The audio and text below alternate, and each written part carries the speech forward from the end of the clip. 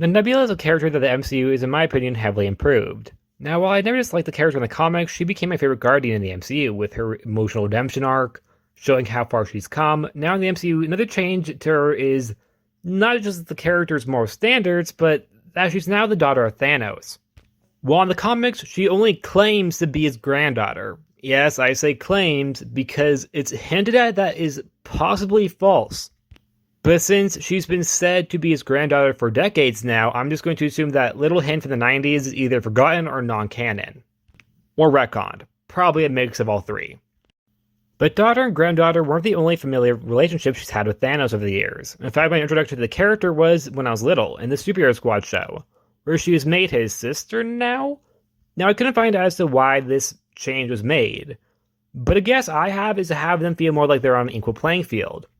Also, it's not as cruel as what Thanos does to her in this show as it would be if she was his granddaughter.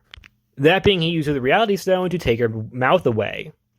That likely wouldn't have made it past the censors if it was his grandchild he was torturing.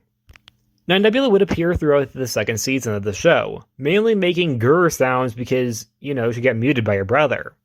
But is shown to have a relationship, that being friendship, not romantic, with Volcana, and would get her mouth back thanks to Volcana's boyfriend, Molecule Man. At the end of the series, we're told that Dr. Doom apparently offers Nebula to join his team, but she declines, wanting to eat again because she finally has a mouth again. Now, I'm not entirely sure as to why Nebula was even added to this series, because she doesn't really add much to the story. She does have some comedic relief parts of this show, but for the most part, I think she's kind of wasted. Maybe she would have been used more in the third season of the show if they had gotten one. Also, by having the character muted by her brother, it does come across in a way a little weird, because it's intended to be a joke, I understand that, but when you think about it, that's pretty gory. Then there's other questions, like how does she survive that long without food, because she's muted sometime at the beginning of the season and doesn't get unmuted until the end of the season. Also, Volcana's kind of stupid because she didn't realize that she doesn't have a mouth.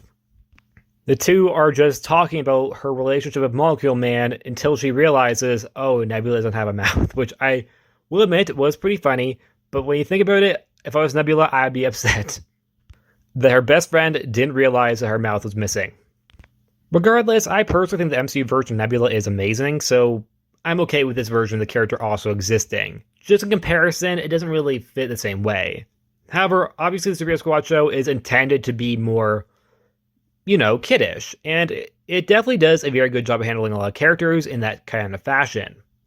Nebula, in my opinion, was just not one of the characters they did well with a comedic relief type angle. This version of Hulk on this show, in my opinion, was amazing. I thought he was hilarious. It's also the show which introduced me to characters like Silver Surfer, Falcon, Scarlet Witch, etc. Anyways, that's it. Like always, please like, subscribe, and I'll see you guys next time. Bye!